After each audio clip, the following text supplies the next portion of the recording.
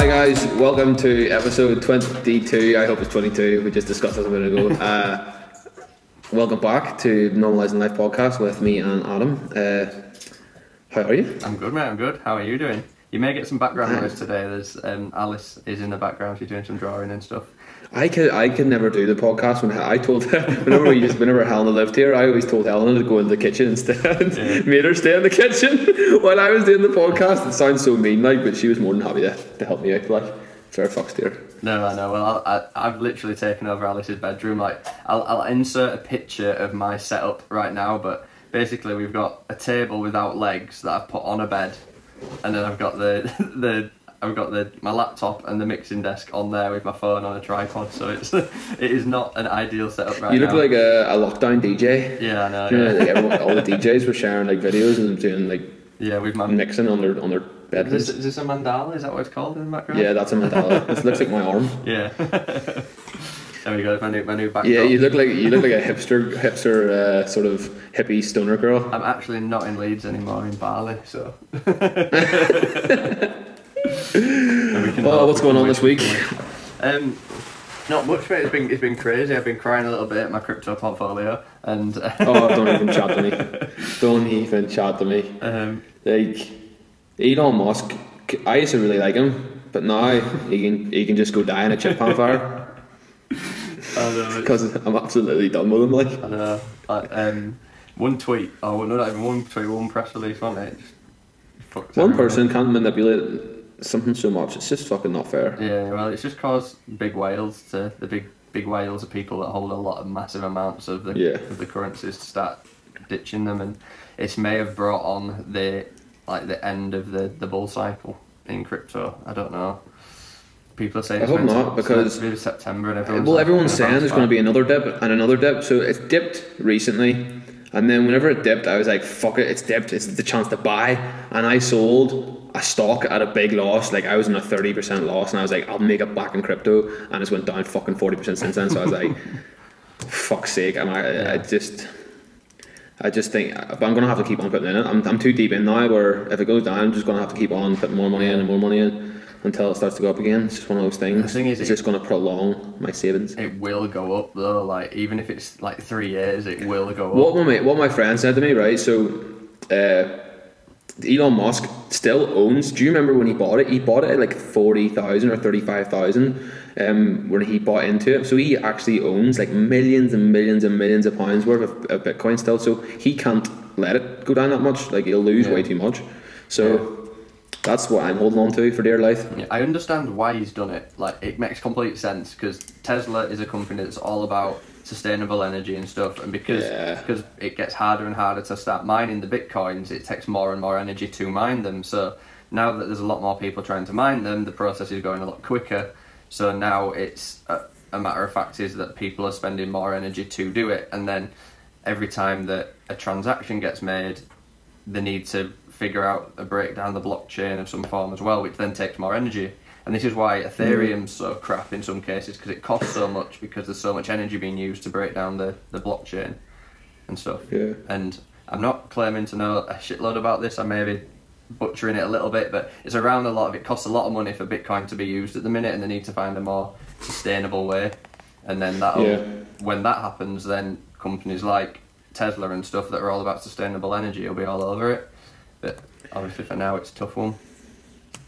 Yeah, we just need to go up so I can start making money again, because I have lost a lot of money. Yeah. Like, it's not even buttons anymore. It's starting to like go in, it's in the thousands already. Like, it's not great. It's good.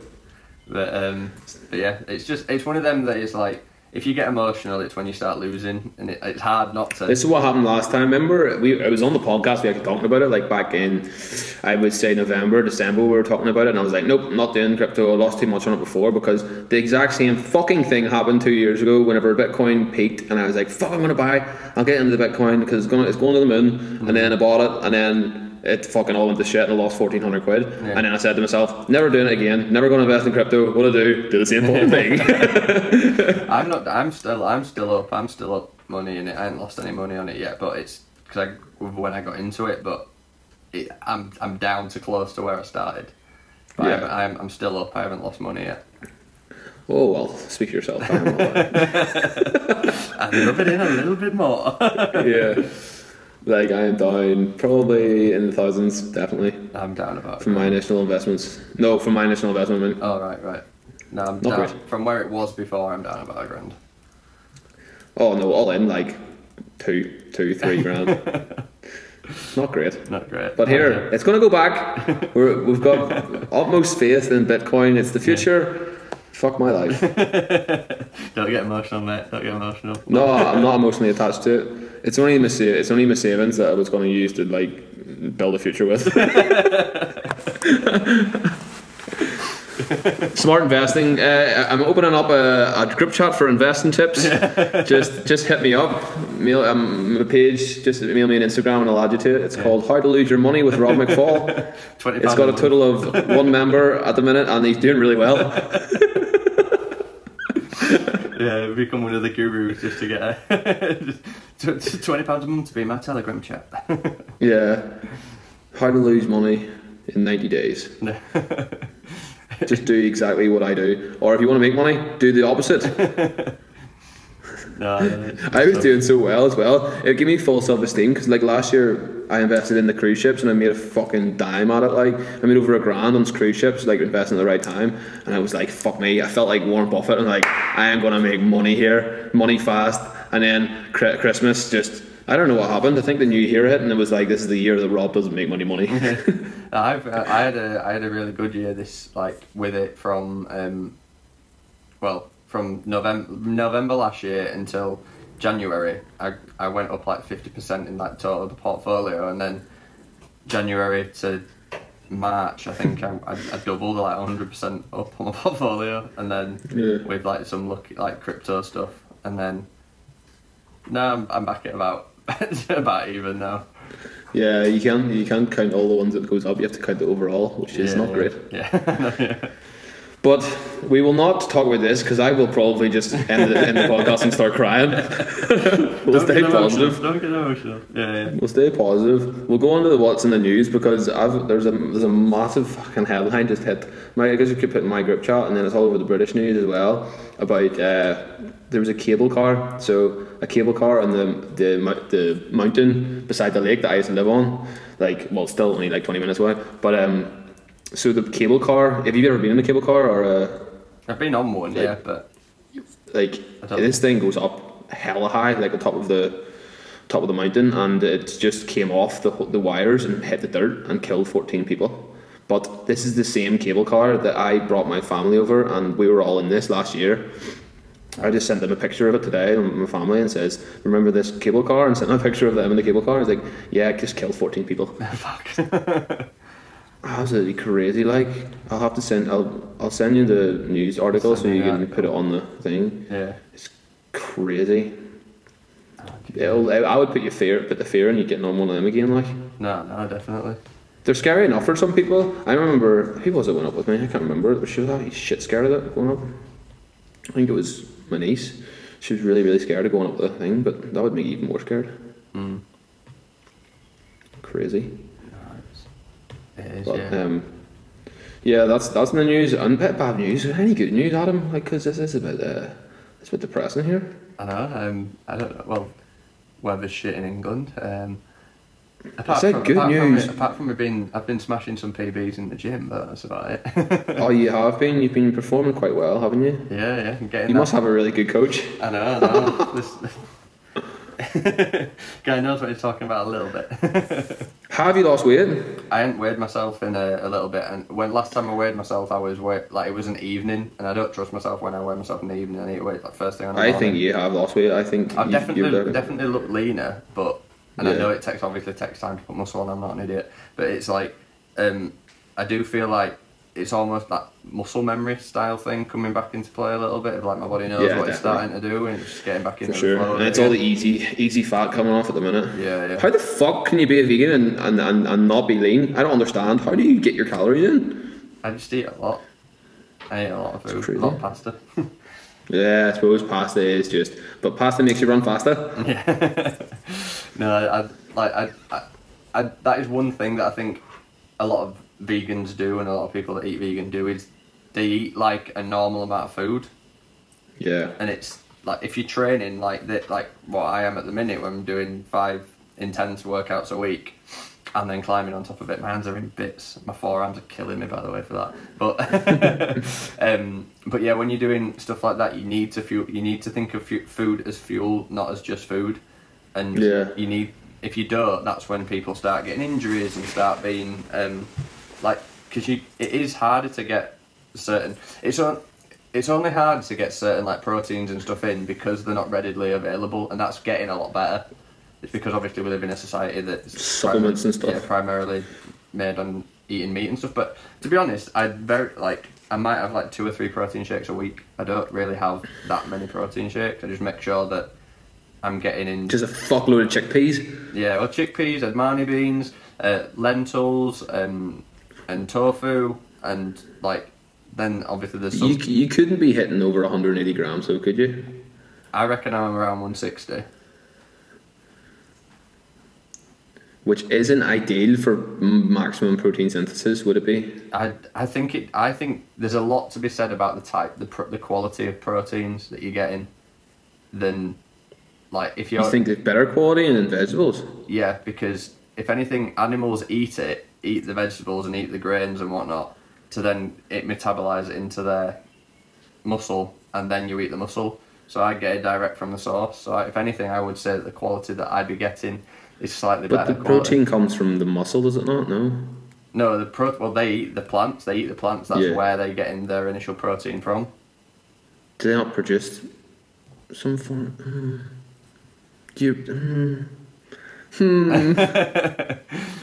So this is. See, I don't know enough about this to be able to argue, but I want to. I really do. Want to. But I don't want to say anything. You'd be like, but that's not correct at all. Yeah, well, I've got a pretty good argument. Like I said, I'm not a person that's preachy about this at all, but I know the comebacks if you're going to question me about it. But is there like proved theories that the quality of protein from vegetables are better, or beans are better than meat? Or better quality? I don't know, like study wise. I know what I've learned from research I've done and like articles I've seen, but not scientific studies. So I'm not gonna bite myself in the foot and somewhere. That's all right. That's all right. As long as it's not scientific, I'll take that. I'll take that. But there is a lot to be said. It's not about lacking the resources. It's about people lacking resourcefulness when it comes to, I think, a vegan diet, and people that lack the actual resources to have a balanced diet. When you're vegan, you lack the resourcefulness of finding it. Yeah. And fair even the energy of having the resourcefulness to find it in the first place. For some people, it's just not a priority. Yeah, and that's fine. But just don't. You can't moan at anyone ever about it if you're not going to make it a priority on your own. What's your best chickpea dish apart from that tuna one? Oh, that tuna one. I've got chickpeas here that's been in the cupboard for a month, and I just don't know what to do with them. Well, that tuna one's class, but I just normally boil them and bang them in like a stir fry or a pasta or something like that. Pasta dish. So I do actually like the consistency of it. Yeah. I think, first time I started using them, I just literally emptied the tin and just poured them into a dish and did it with them, and that's not how you do it. Yeah. So you need to make sure that I tend to empty them out into a bowl, boiling water on in the microwave for a couple of minutes, and then they go soft and they're really good good texture and consistency then. And you can either like, some people like, if you then mash them up, you can make them into like burgers in a sense. Have like a chickpea burger, which is quite good. You season it and stuff with it. We'll go on to my meat dishes. For anyone who likes the meat, like myself, I've found like an absolute wonder dish. It takes like 5 minutes to make. Well, not 5 minutes, maybe 15. This is what lean in 15. No, this is my lean in 15. It's a mince with a bright. So you cook the mince, teriyaki. You got soy sauce. You got a bit of honey. You got a bit of, what am I missing? I think that's it. And then your onions, and then a garlic, and cook the mince, and then you got all the nice juices, and then you put it all to the side like a little circle around the pan, and in the middle you put some boiling water, and then put super noodles in the middle. right? And the super noodles cook in the sauce of the mince and the water, and it absorbs all the water, and then it turns into a fucking mince meat noodle dish, and it is banging. Bit of spring onion on top, sprinkle that shit, and then it's just absolutely banging. Like, if it would turn you into a carnivore, mate. I'm not gonna lie. For anyone who wants that recipe, hit me up. I will voice message. It does sound good. Like, I could easily do that as a replacement of like using teriyaki is a godsend of a marinade, by the way. Like, yeah. Have you used liquid smoke before? Liquid smoke? No, it's a seasoning. It's a little bit like soy sauce, but it's fucking good. It's really Is good. it liquid? Yeah, it's a liquid, yeah. But it gives it like, it's almost like, obviously, being vegan, a lot of the smokiness that you get normally is like smoked meat. You get smoked salmon or smoked whatever, and it gives it that little bit of like a smoky taste that you can put into food, which is good. I love a good marinade. Like, I'm really bored. Like, I eat the same thing every week without fail, just different times. Like, my shopping is exactly €95 every week. It's you couldn't get more consistent with my diet, like, which is good, but like it gets boring sometimes. Yeah. I just have 2 takeaways a week. I have a pizza on a Friday, and then I have a takeaway on a Saturday. I had a Thai this weekend, and it was fucking banging. I know I shouldn't be eating fish. I'm not counting crustacean as a fish, because I had prawn toast, and the prawn toast is absolutely delightful. There was I could eat. We went to a thingy place. It's called Pho. Went to Pho on yesterday, so Saturday for us, and they do prawnless toast. So it's like prawn toast. So just toast. Yeah, I didn't order it, so I never know. But Just comes out like when you stay at a hotel, the wee trays that have all the slices of toast in it with your butter on the side of it. There you go. Oh yeah, I didn't think of that. It'd been funny if they just brought out some toast. but no, I think obviously it's. I mean, there's like if you're looking, Aldi's really good for it now. Like having the different vegan alternatives, and there's like no chicken burgers and like fishless fingers and stuff like that. That is like kind of obviously replacements for these kind of things. There was a reason I listened to a podcast, someone talking about why the meals are like made to look like actual meaty dishes, but they're not actual meat. There's a reason for them that you wouldn't actually think. It's not like the obvious reason, but I can't remember what it was. Why do you think that they make like burgers? So why make a burger vegan? Why not make something, eat the vegetable the way it is supposed to be cooked? I think it's obviously it's just the same as like why would you put a curry, like make chicken into like a curry sauce or something like that? Like, it's different dishes and different options. But I get what you mean, but I think it's just marketing. Like, people who are vegan have normally gone, especially in the early stages of transitioning, or people that are vegetarian want to transition from vegan. Yeah, so it's not like, it doesn't feel like they're contributing, like, so it's a familiar taste, and they don't feel like they're contributing to the suffering, blah blah blah. Yeah. So I reckon it's more marketing than anything. Like, realistically, if everyone was always vegan, there wouldn't need to be anything like that. I think things calling it like chicken or beef or stuff would just be like fucking weird. Yeah. Just because it is just like a different kind of thing. But yeah, like I said, I talk about it and I try and give people alternatives the best I can. But I'm never try and never be preachy with it. But it's for sure. I think it's just like anything. But what else is the news? Nothing really. I was just like surfing the news here, but it's all depressing shit. I want something cool, but there isn't anything cool. I think the restrictions are sort of lightening up a bit, aren't they? Yeah. Especially I saw an article. Another more negative shit. I saw an article saying that Yorkshire has got a triple variant or something. A triple variant? They're just making these up now, aren't they? Oh yeah. Just like I say, we met this joke before about it being like we've got the Charmeleon. Charmander, now we've got the Charmeleon, and eventually we'll get the Charizard variant. Yeah. And then the Charizard X, the super variant. Yeah, it's just going to keep going. But apparently that the Pfizer jab that is like 90% efficient against the Indian variant. So, I mean, that's the only thing. I just want things to fucking open so I can come home, or Helena can come out here. It's just doing my head in, like not having that option. Yeah. The flights are fucking £12 at the minute to fly home. Like it's just so easy. But then the restrictions and the quarantine, if they just stopped the quarantine, I'd be so much happier.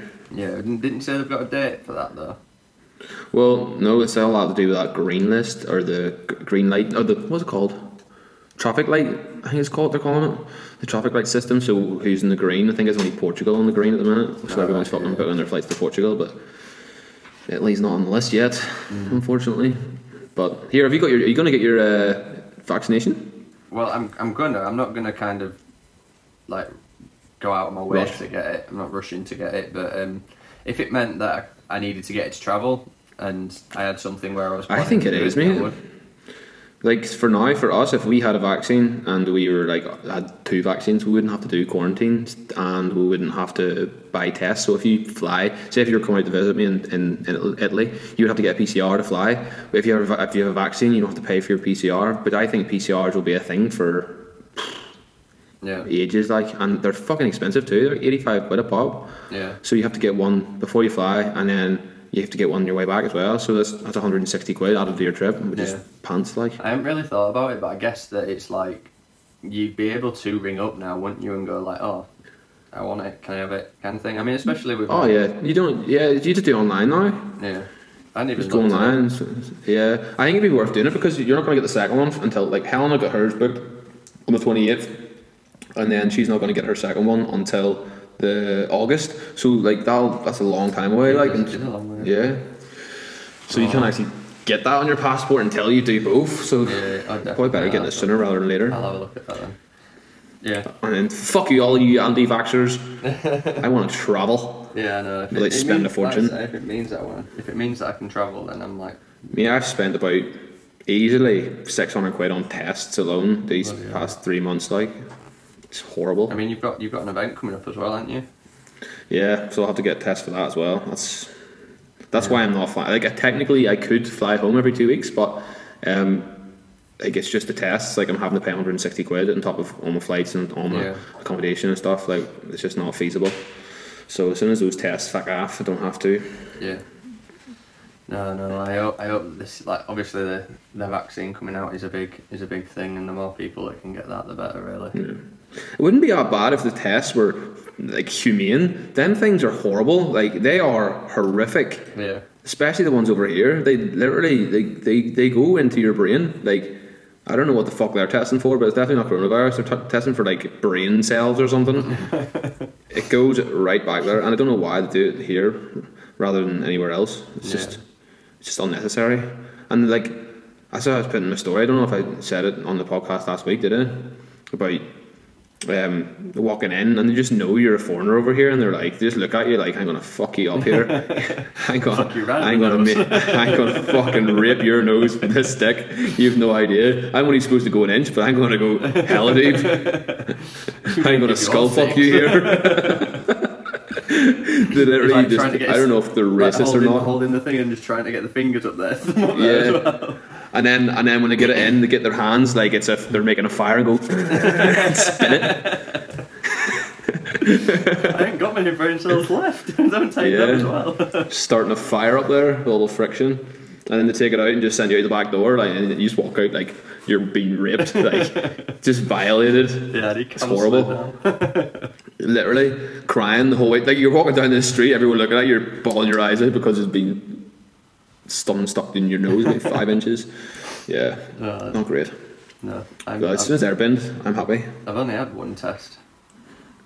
The ones in the UK are fine. There's nothing wrong with them at all. You just do a tiny swab. Yeah, it's easy. The ones in yourself, I just spit on it now. Done. Just put it in the bag. How the fuck are they going to know? Yeah, exactly. I guess it's very true. But yeah. We'll move on to the next. Let's keep the structure we've been doing the past few weeks. Bitter pill to swallow. We were talking about this during the week. You phoned me. It was the most random phone call ever. It was just in the middle of work. It was so deep. I know. What you were, well, you were saying, I've done it a few times now where I pocket dialed you, and you've just been FaceTiming me in your pocket, in my pocket. Adam. There's one you actually answer, and he's like, "Who the fuck am I phoning?" And I was like, "Oh, hey, Rob." Yeah, that was funny. Oh, he just wants the opportunity to talk to me. I think that's what it is. When I was going to the gym and I had the yoga class that I walked out on. That's probably what I'm talking about. That was horrendous. Like I didn't understand. You were too vague whenever you were explaining it to me. So explain a bit more thorough. So obviously, like I like my yoga. I do a fair bit of yoga, and I even teach it to elements when I do my physio flow classes. And I went in this class, and the woman were like really weird. Anyway, she had like high waisted leggings on, but she tucked over the high waisted, so she had a gut just kind of like spewing over the edge of her leggings. Bit of a spare tire going on. There's this class, like the room is full of about 30 people, and like there's some guys in there which you don't normally see in yoga classes and stuff as well, which was good. And she was just talking, like it's quite a big room, and she's talking quite quietly, so it's maybe like the first row could hear her, and I could just about make her out. And she was talking about the history and the origins of yoga, and people that come to these kind of classes just want to have a stretch. They don't care about the origins of yoga. And she was like, what is the difference between us and the yogis in the Himalayan mountains? And then she was asking what people, is the difference? The mirrors on the wall. Nah. Is what she said. It was like, you guys are pretty sure they're better. Yeah, well that's what she was saying, and she was trying to get a few laughs. Room were silent.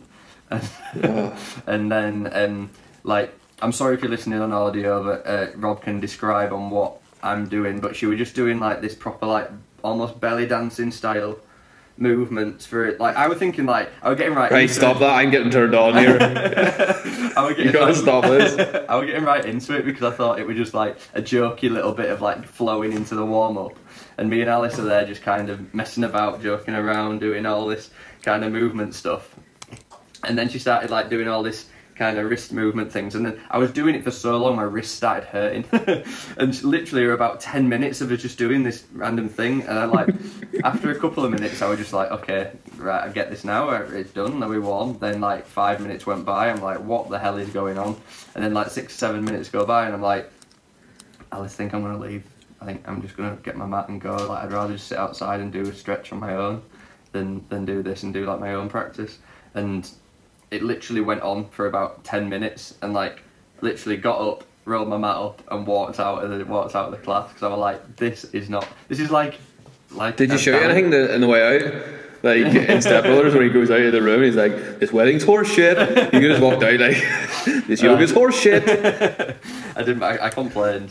I thought it would like it's pure Karen. Yeah, proper Karen. But it's one of them things that I understand it's tough because yoga is, to a lot of people, yoga is just yoga who go to the gym.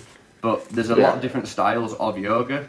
But I know a lot of the styles of yoga, and that was a belly dancing class, that wasn't a yoga class.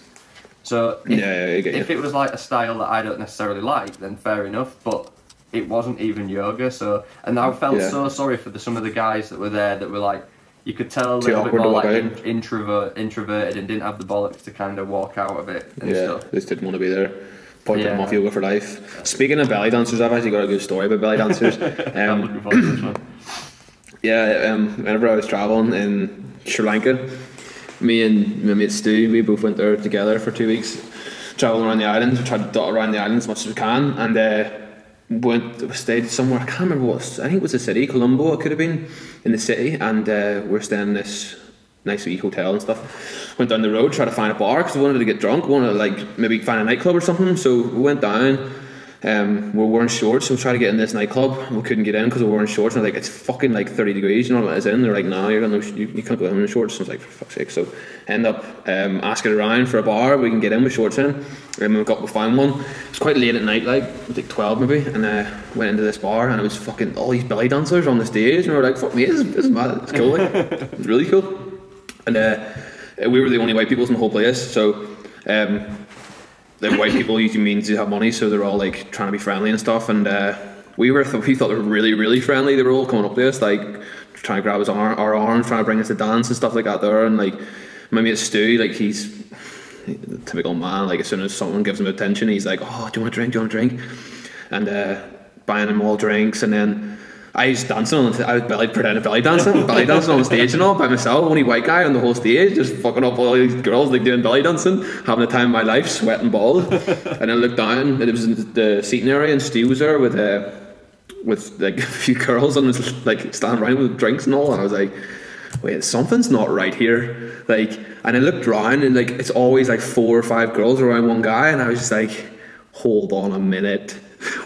We're in a fucking brothel. I had no idea. I thought it was a nightclub, like a belly dancing nightclub. It was a fucking brothel, and it just clicked to me. I was dancing on stage with loads of fucking hookers. But it was like so surreal because you would never know, like someone like a naked eye walking in, and then when this twigged, I was like, oh fuck, we need to get out of here right now, because it made sense because all the drinks were so expensive. And I said this. I went up to Stu and I was like, "Stu, you need to go." He's like, "No, I think I'm pulling here." And I was like, "Mate, they're all hookers." And he was like, "What?" And I was like, "Mate, they're fucking hookers." And he was sitting buying them drinks all night, spent an absolute fortune, and then I ended up had to pin him out and had to force him to leave. But that was a mad night. That.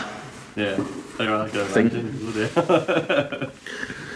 Yeah. Things you see on holidays, eh? I know. I mean, you've got. It was a great night though, like dancing on stage with all the belly dancers, and they were, fun. Well, you got. I didn't get that impression once until I really took a look around with like 4 girls with one guy, and I was like, something's not right here. No, yeah, and I think that you could just come and taught the class yourself, mate. You didn't need this woman to do it. Rob's belly dancing skills. Yeah, exactly. I could have done it. No sweat. The history. Yeah, I think we went of brothel belly dancing. Brothel belly dancing. That'd be a gym class name of many. Yeah, that's a niche. That's a business right there. Like. But yeah, we'll go back to the bitter spell. That'll cheer everyone up off of all that sad talk. I know. Yeah, so better pill to swallow. We're talking about. So he phoned me during the week, and we started talking about. We're both reading the same book at the minute called "Start with Why" by Simon Sinek, which I love. Simon Sinek.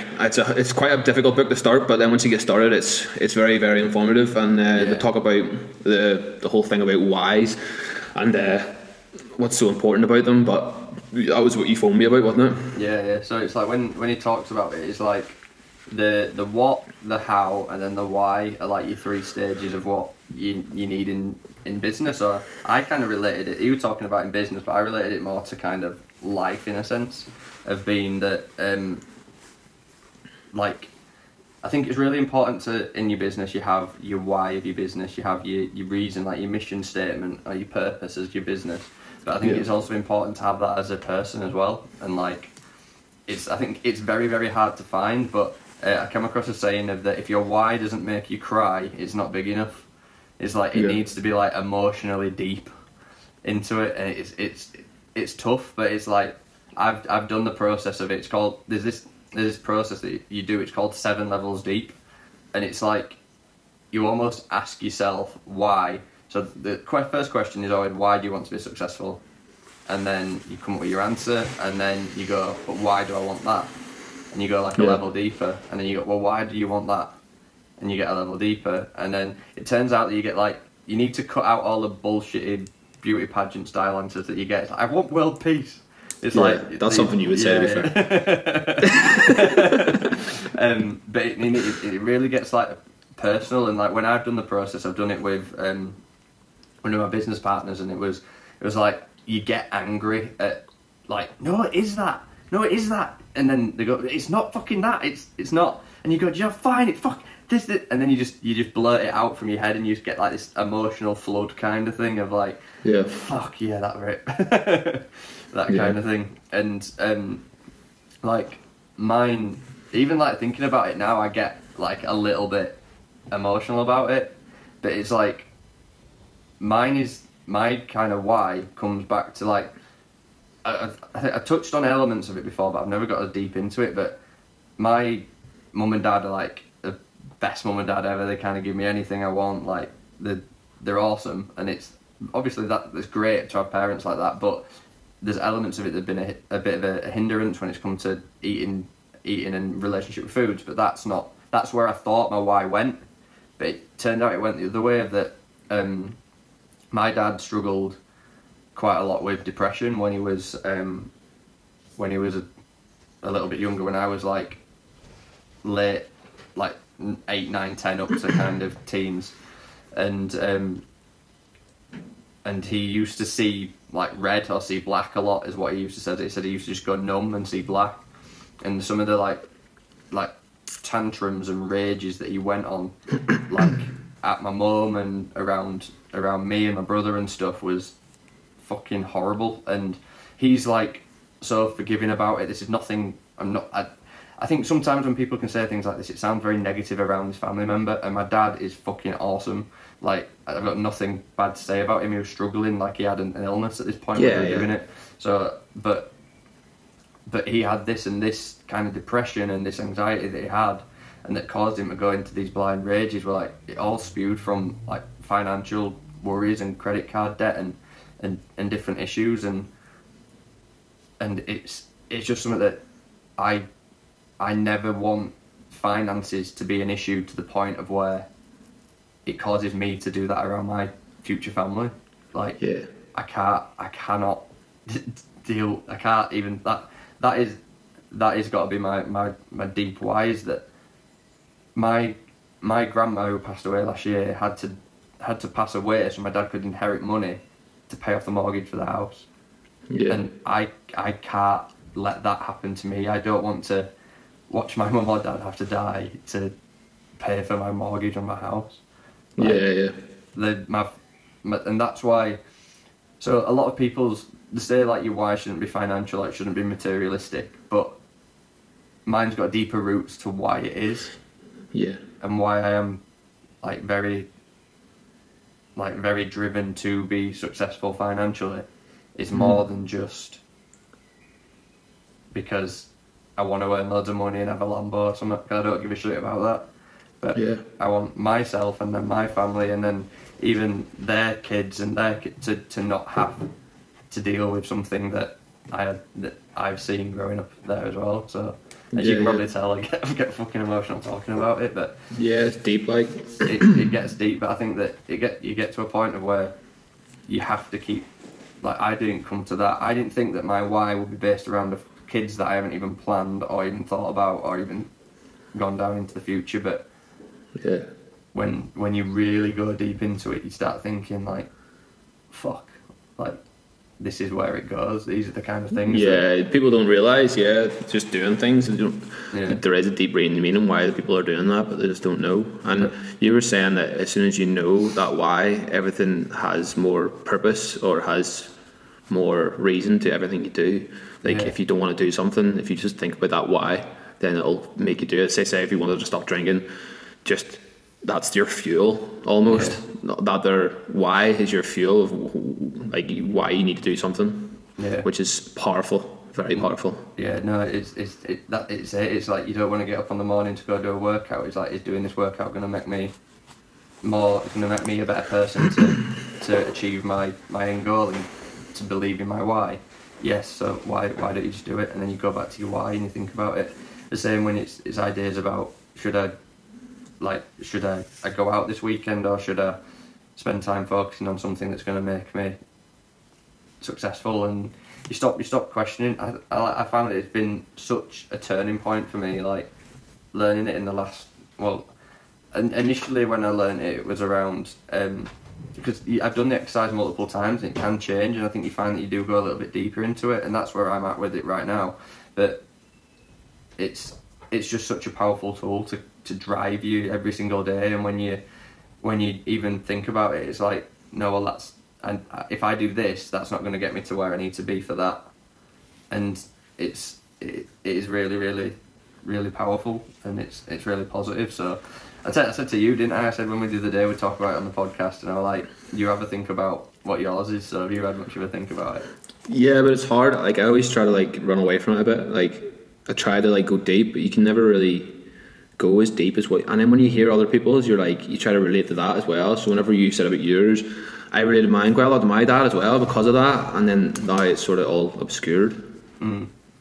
So, Well, let's just do a little bit of it then. So, like, if I was going to ask you the question, just baseline here, why do you want to be successful? What would you say?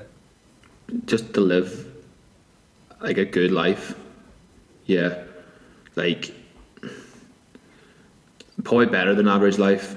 Live a higher life, higher quality of life. Why is it important to you that you live a higher quality life?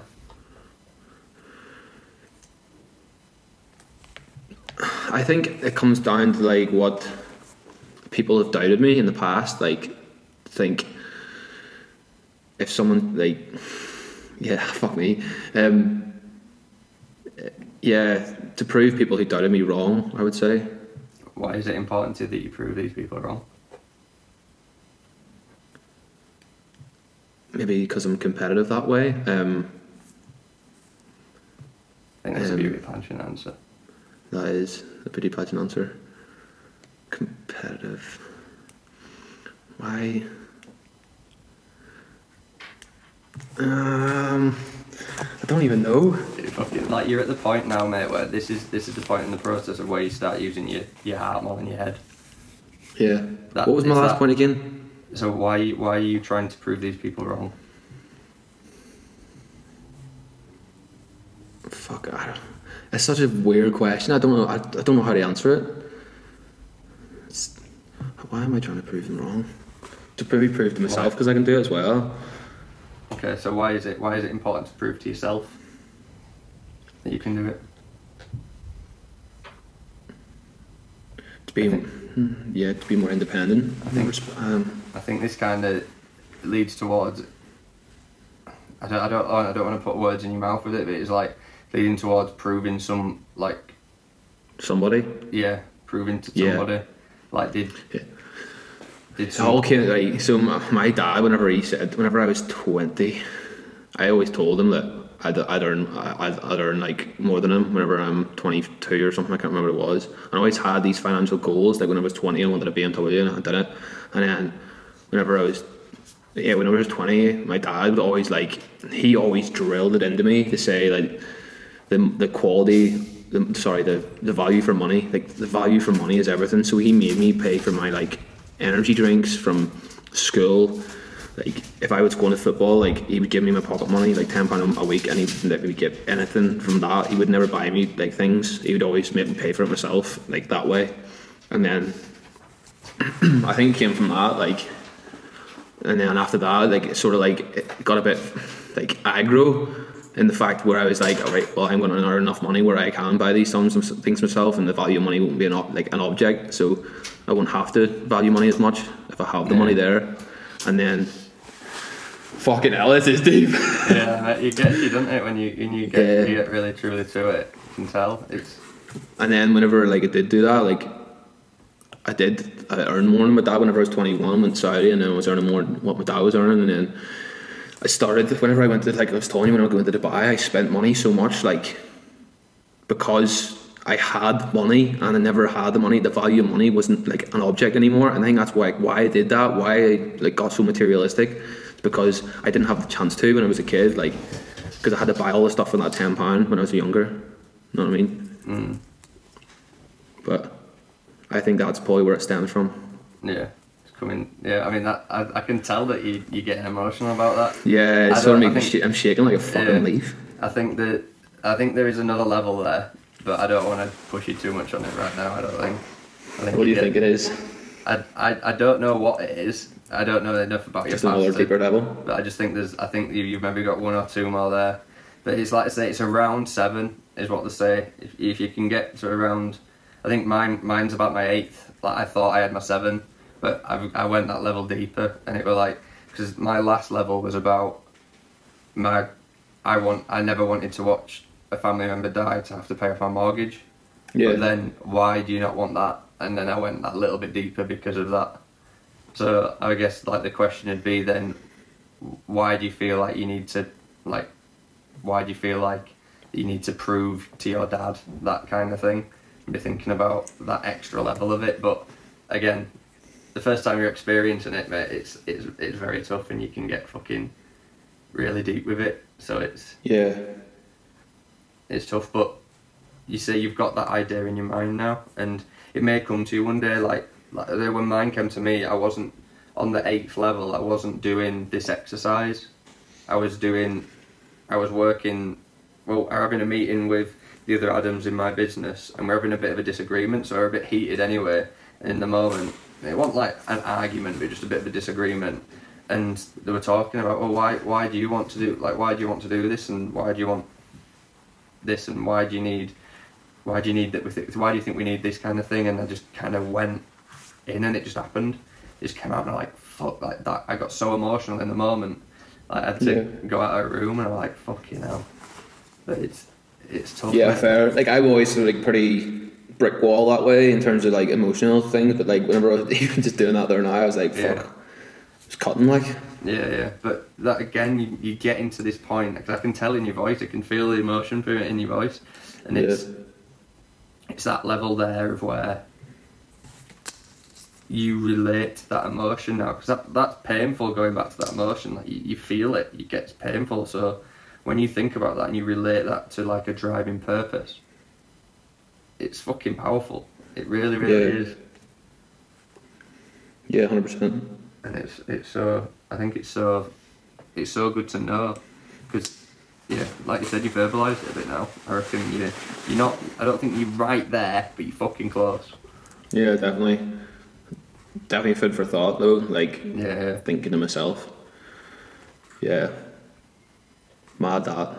Yeah. that'd be good for the clip, for the promo. Like, just to show. Like, I never really give out that side of like me in general. Like, I've always tried to be quite mentally resilient that way, but and not give out that sort of shit. But that's pretty. And I think that's I think that's a level deeper. Yeah. Something around you. I bet your dad's been a fucking lad's lad, hard man, kind of, not showing any kind of vulnerability style of thing. So that'll be it. I don't know. Yeah. I don't think it goes to that. I think it comes down to maybe just because everything was so money orientated.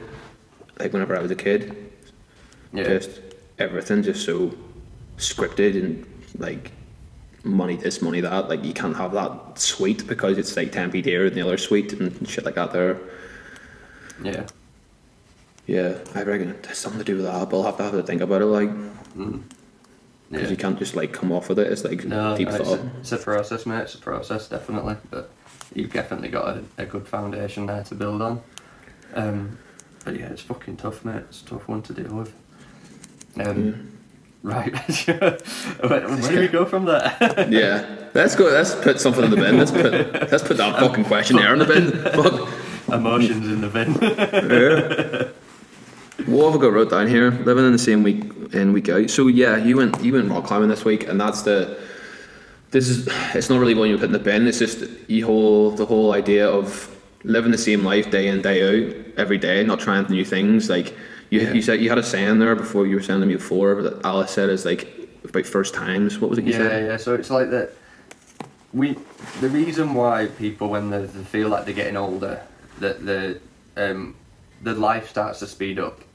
It's like your life starts to speed up because you're running out of like novelty things to do. You're running out of firsts. Like your life's nice and slow because you've got your first day of school, and you've got your first day of high school, and you've got your first girlfriend, your first kiss, first time having sex, your first time driving, your first time drinking, first time going to university, the first time getting a job, and then you get your job, and then you coast because you run out of first times, you run out of novelty, and it's this element that your brain craves. Obviously time doesn't speed up, but your brain craves this novelty, these new things, and you need to give it these kind of stimuluses to let it live in the moment and to enjoy the things that you're doing. So I saw this, and my friend asked me if I wanted to go rock climbing. He's asked me for a few times, and I've just not done it because it's not in my routine.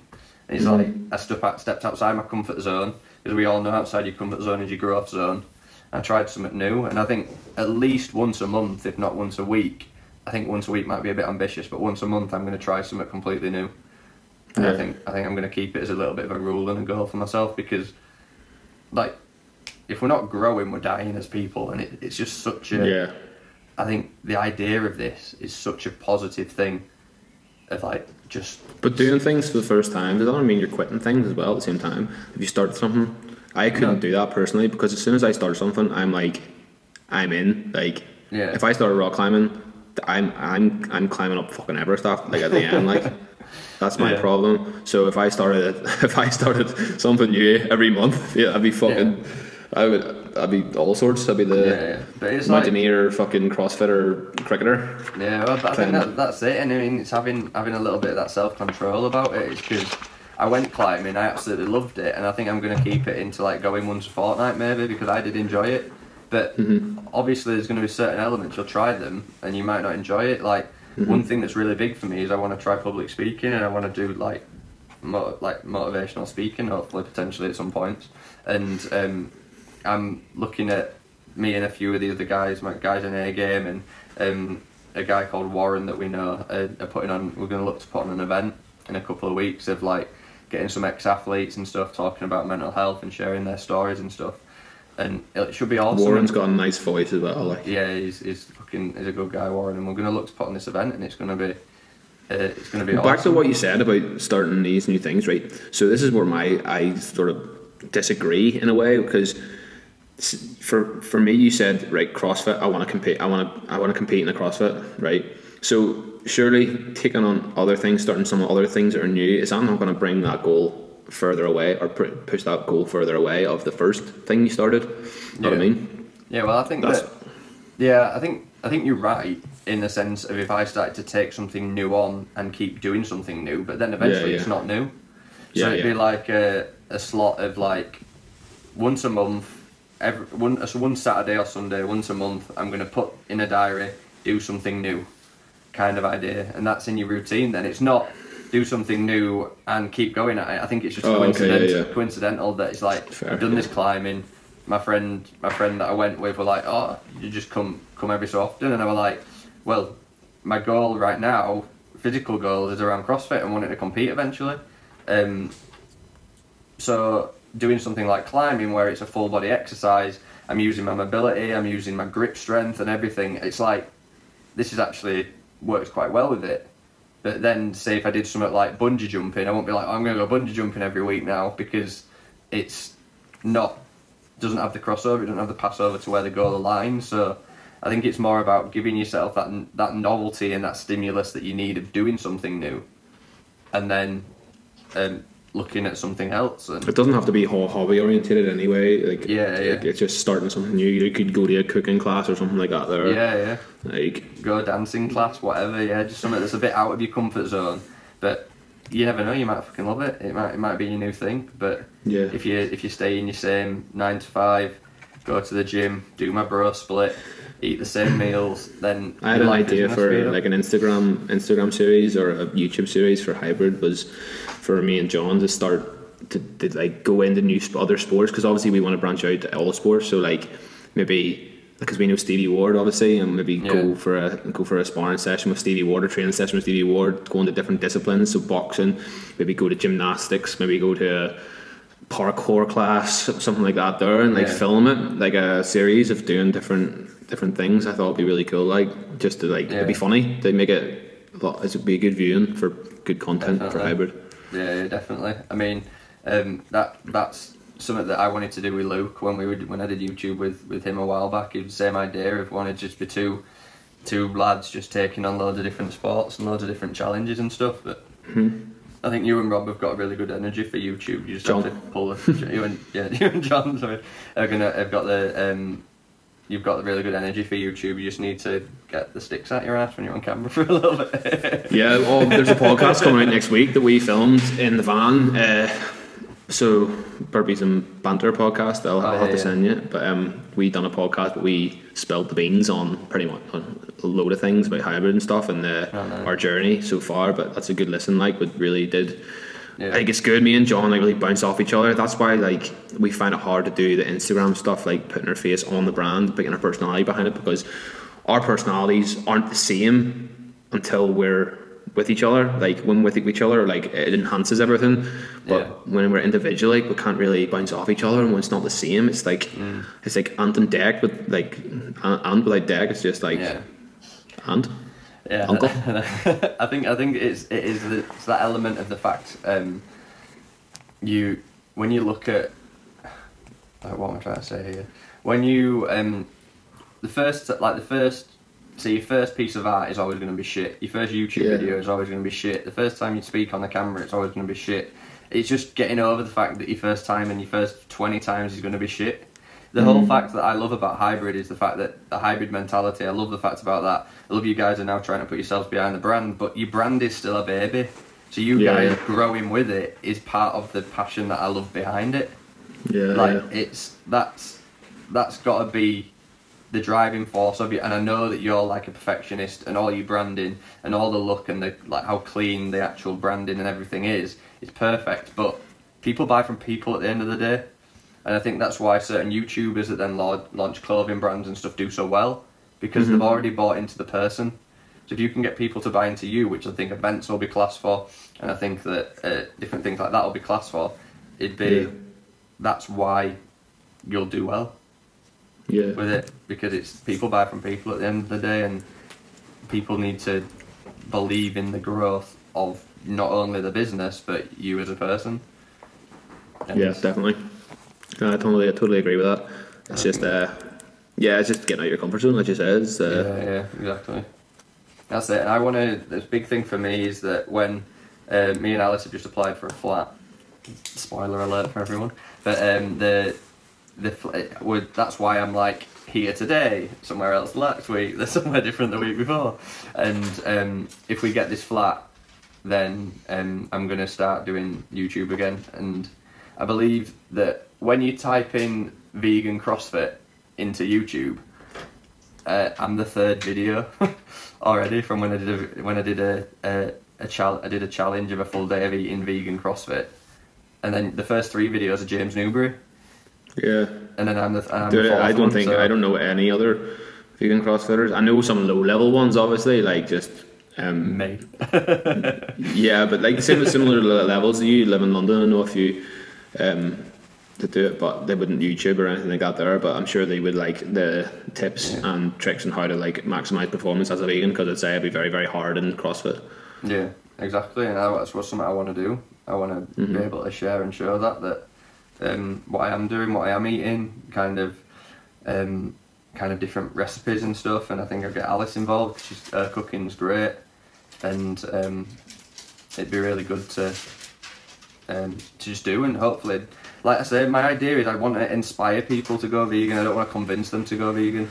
I think you're actually making content that you want to do, and it'll be easier. I think the problem you had before, if you don't mind me saying, the problem you had before with YouTube is like you were trying to force yourself to make content, which it's not good. Like the content like that's forced is just not valuable to you or anyone else. Like whenever it's fluent and you want, it's like selling something. Like you're selling something that you believe in. Like it's so much easier to sell. Like I was forcing it for views. I was trying to force it for views. Like what? You're trying to like clickbaits and shit like that there. But if you're giving out valuable content, like it goes so much further than clickbait nowadays.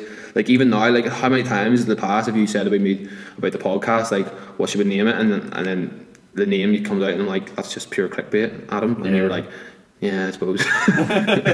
Well, yeah, it's like I think that's been the kind of thing that I've done. Like I've gone against kind of maybe what I necessarily fucking sold myself in a sense for some. But that's everyone. Like it's not. Don't get me wrong. Like you're just riding the wave because everyone was doing it at the same time. Like it's not like it's like faking it till you make it in a way, because people are just reusing content and like doing the same content on different people. But now that you're being more of a niche, it'll work better because you could be the first one to do it. You know what I mean? Or the first few to do it. So it's more creative. I think because I know how to do it. I am pretty good on camera, and like I know how to edit the videos and stuff. But again, I might look at getting someone to edit them because time and whatnot. But we'll see. And but yeah, like if anyone is going to be interested in vegan CrossFit, then let us know in the comments. Nah, you're alright, mate. Well, fuck you then. I won't be plugging your training or clothing brand on there, will I? I'll hit like it. I'll hit like it. I'll subscribe like it. But I'm not watching that, like. No, yeah, I think the main thing that I'd want to do is, like I say, I don't want to convince people to go vegan. I want to inspire them to try it. Yeah, even just give valuable tips to people who are trying it, like, and make it easier. Like that's what it is. That's your why. Like your why isn't you want to convert people, or I don't think your why is even to get people to try it. I think your why is to help people to live, like, have fulfillment while doing it.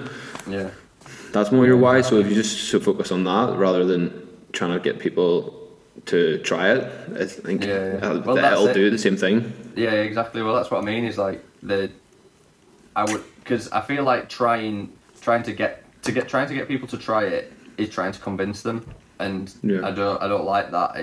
I like the idea of inspiring them. There's this saying that I kind of coined recently that when people know things, they like to show off that they know it, but when people understand things, they like to help other people understand it. So I think it's the kind of idea of that. If some people know how to be vegan, or they've just gone vegan, they might go like, "Oh, look at me, I'm vegan. Do this. You should do this. You should do that." And it's like, I'm like, now that I'm starting to get to a point where I understand it. I'm not saying I know it really, really well, but I understand it a lot more, and I can give people advice on it. I'm into a point of where I'm like, no, you shouldn't just stop. You need to actually transition. You need to learn. Like, you need to do this, and I do it in a lot more calm approach rather than going like. And that's something I notice a lot on Clubhouse. People just trying to like sell themselves because of the knowledge that they know, not the knowledge they understand. Yeah, 100%. And just again, clickbait just through their words. Some people are just masking their with their vocabulary, masking their knowledge. Like, thought my head in that. People sound smart, but they're not actually. They just like over exaggerate their sentence to make them sound smart, but they're fucking not, and they're just talking absolute shite. Yeah, definitely. Yeah, mate. Well, but we're 1 hour 6 minutes, so we'll wrap it up here. Sure, that's a good podcast. Yeah, mate. That's it. Only cried once. Mate, I got very emotional when I was talking about mine. So you get to that point where you relive, you get into that emotion, and you can feel that emotion. That it's like fuck, do I stay in bed and feel like this, or do I get up and sort my life out? Yeah, that kind of vibe, powerful. Bed's pretty comfy though, isn't it? Yeah.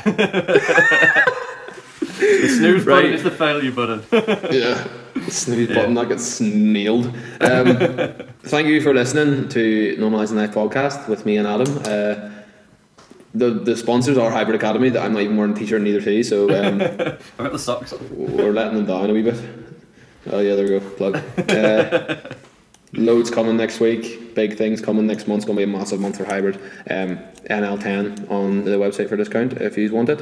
Anything else to plug? Yeah, if you guys want to come to my free group live training with A Game, the guys at A Game, then just message me on Instagram and let me know, and we'll get that sorted out. It's Thursday night at 8 PM UK time, and first one's free for anyone that wants to come. And it's always awesome, good vibes, really good atmosphere, and really good. Absolutely awesome. Absolutely awesome, mate. Absolutely bloody awesome it is. Alright, see you next week. Bye, guys.